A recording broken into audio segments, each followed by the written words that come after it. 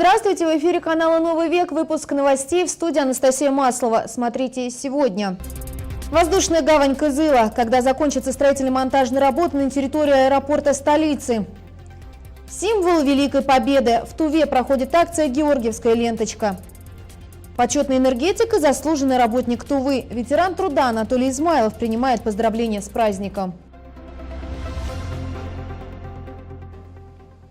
Об этом и не только подробнее.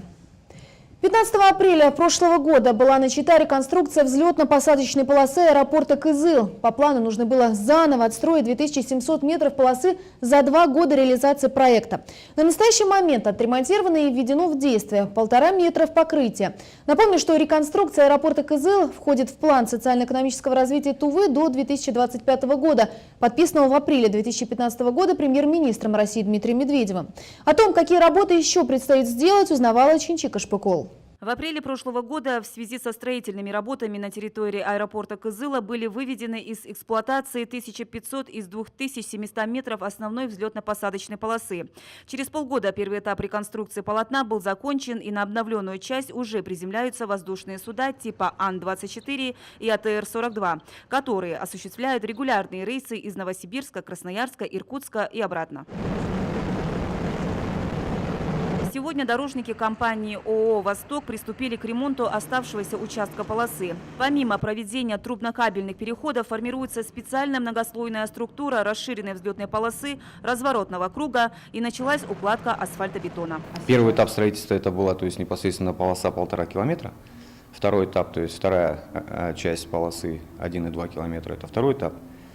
И третий этап – это рулежная дорожка и перрон. Проект модернизации республиканского аэропорта включен в транспортную стратегию России. Общая стоимость всего проекта свыше 3 миллиардов рублей.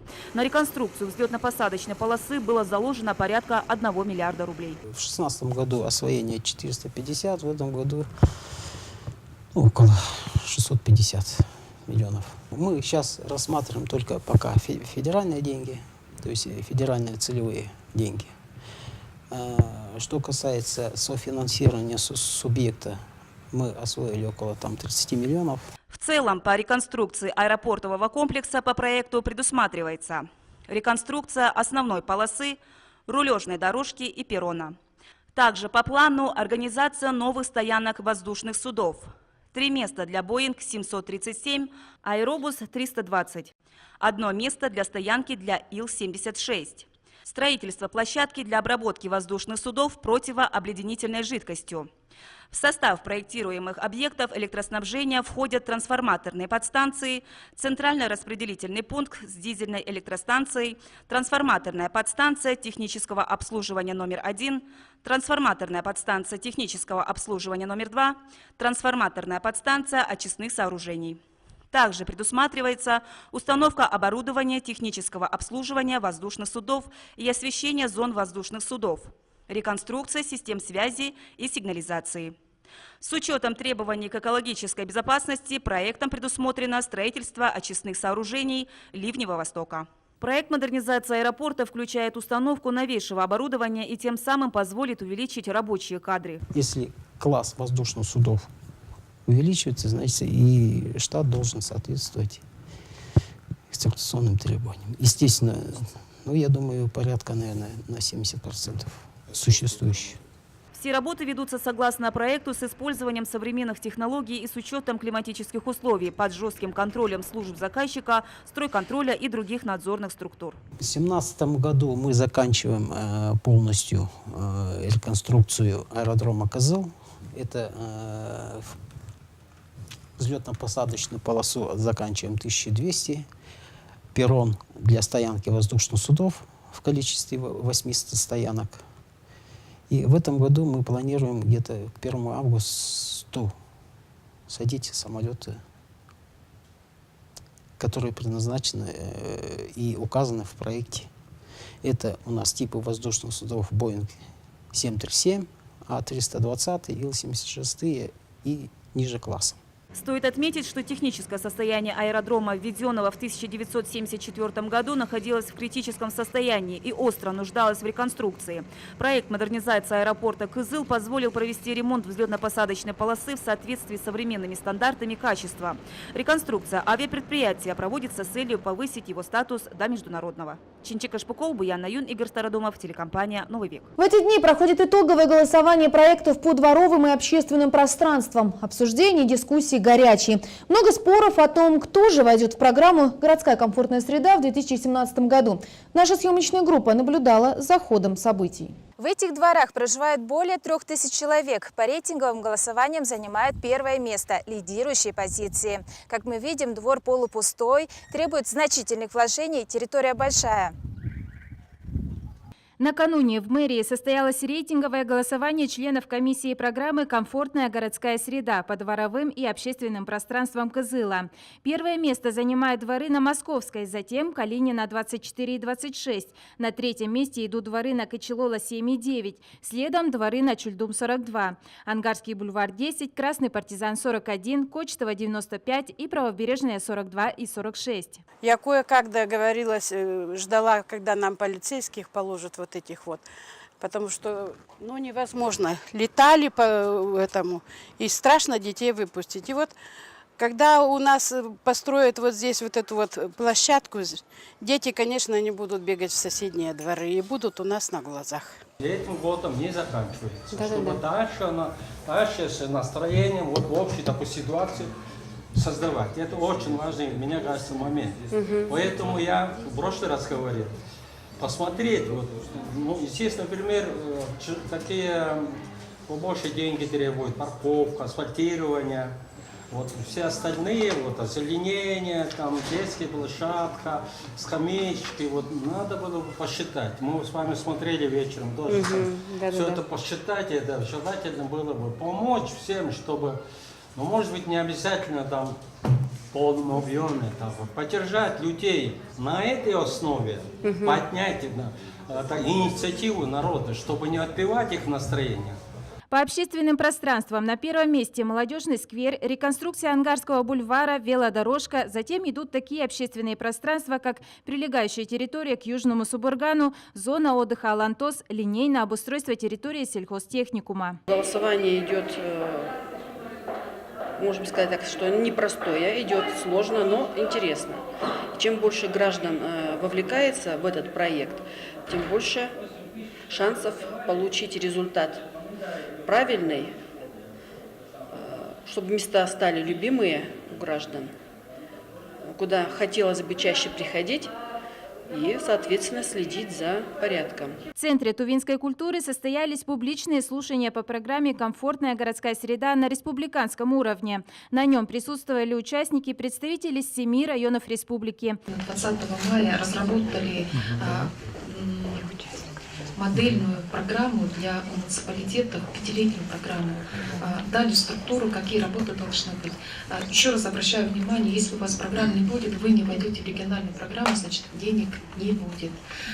Суд Курский, скажем, любой другой. Если вы все по правилам сделаете, начиная с 2018 года мы можем выделять деньги вот уже на ваши населенные пункты, где проживает более 1000 человек. Одним из ярких проектов, представленных на судкомиссии, является проект Дзунхемчикского района, город Чадан. Это действительно дорог сердцу каждому горожанину. И он находится в центре города. И когда объявили данную программу, мы организовали сходы граждан, народ поддержал и непосредственно принял активное участие и в благоустройстве, и в озеленении. В настоящее время у нас в саду посажено более 150 кустов ильма. В 2017 год войдет небольшое количество проектов. Сроки сжатые, но, как поделилась куратор программы, у всех есть шансы войти в 5-летнюю программу. Только необходимо соблюсти порядок подачи заявки. 5-летняя программа должна быть сформирована до 1 сентября этого года. Диана Баямбугусерес-Ховлых, Буян Наюн, телекомпания «Новый век». Правительство России выделит на строительство и ремонт дорог в 7 регионах 2,5 миллиарда рублей. Об этом на заседании правительства заявил премьер-министр Дмитрий Медведев. Разные средства получат Бурятия, Тува, Калининградская, Ростовская, Костромская, Рязанская и Ярославская области. Ранее 25 апреля глава правительства Дмитрий Медведев заявил о том, что только 40% региональных дорог в России соответствуют требованиям эксплуатации. Для федеральных трасс этот показатель выше, более 70%. В настоящее время в России реализуется приоритетный проект «Безопасные и качественные дороги». В соответствии с ним дороги 37 крупнейших городов должны быть приведены к нормативному состоянию. И о курсах валют. Доллар стоит 56 рублей 97 копеек, а евро 62 рубля 17 копеек. Сейчас реклама, она пройдет быстро, не переключайтесь.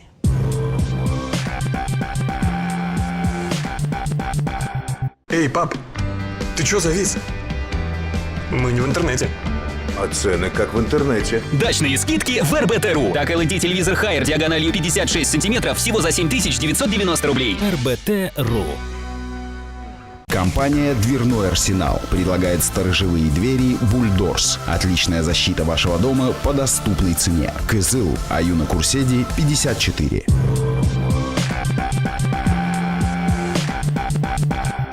Это новости, мы снова в эфире.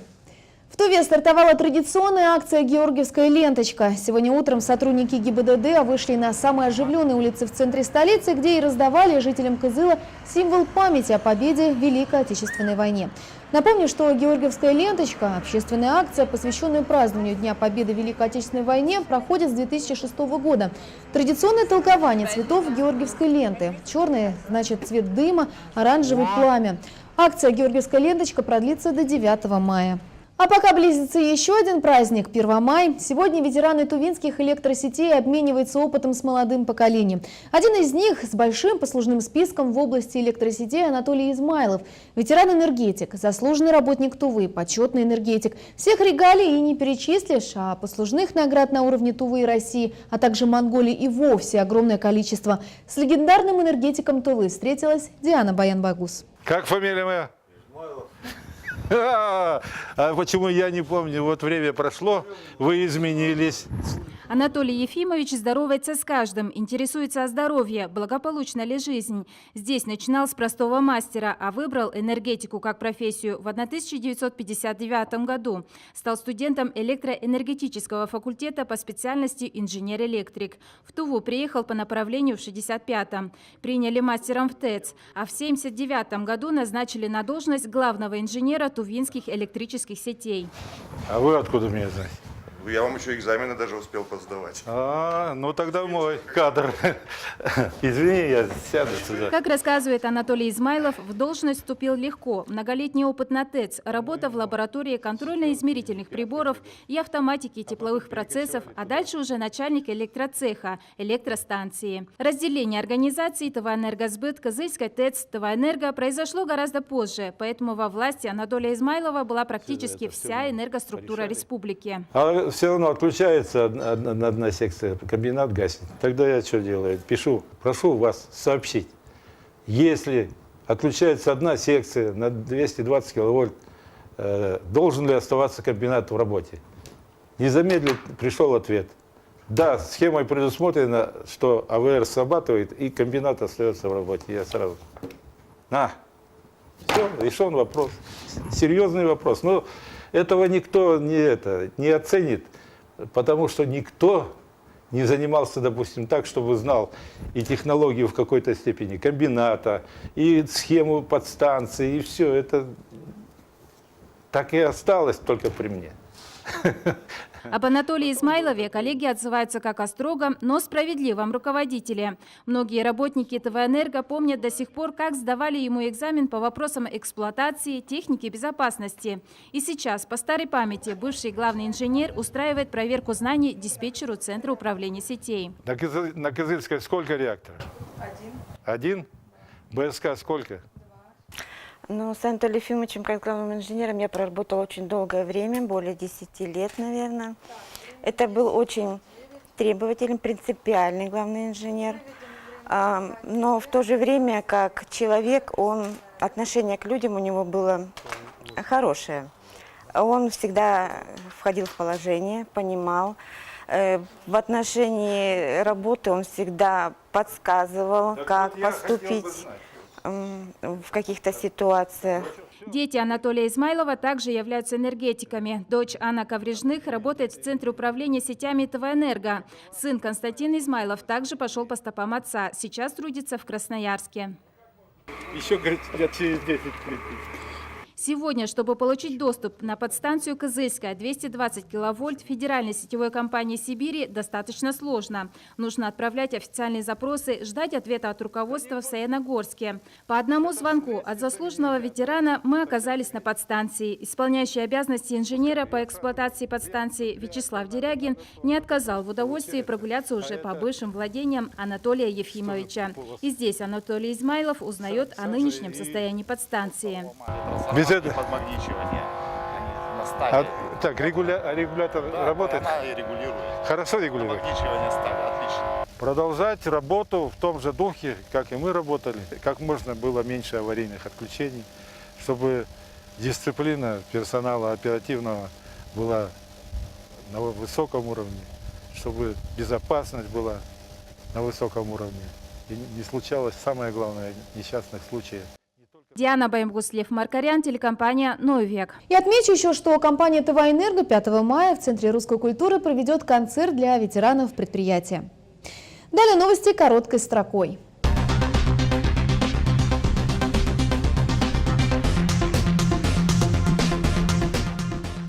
Подведены итоги первого водный туристский маршрут. Военно-конкурсного жюри оценили водная гладь Малого Енисея Джатур.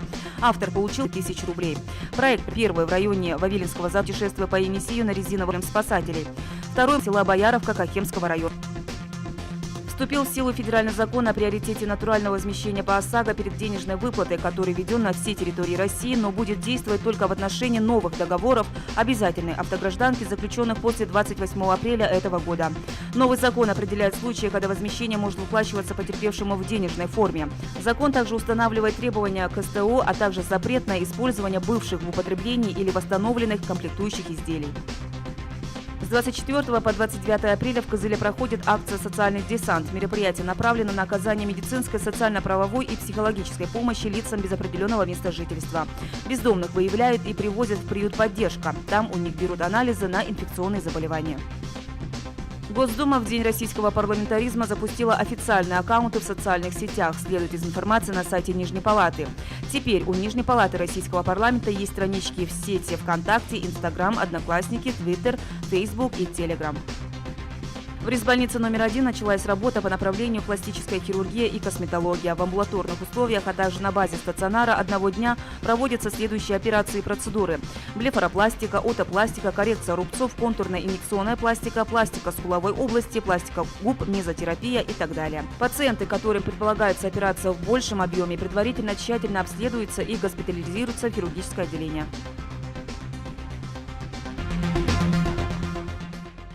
На радио «Голос Азии» прошел очередной замес майонез. Условия те же. Слушатели в черте города ищут подарок, нашедший первым его и получает. Местоположение подарка указано в загадке, которую следует разгадать и первым приехать в зашифрованное место. В этом сезоне слушатели отправляются на поиски обеденных сертификатов от ресторана гостиничного комплекса «Буян-Бадыргы». Вот кому сегодня достался подарок. Замес майонез. Радиоквест «Замес майонез» проходит ежедневно на «Голос Азии». Разгадывайте тайны вместе с рестораном «Буян-Бадыргы». И в завершении выпуска о погоде. Завтра в Кызыле ожидается переменная облачность, возможен небольшой дождь. Температура воздуха ночью +5, +8, днем +23, +26. Ветер 7-9 метров в секунду. Атмосферное давление 709 миллиметров ртутного столба. На этом все. Эфир продолжит программа «Скажем, покажем». Спасибо за внимание и всего доброго.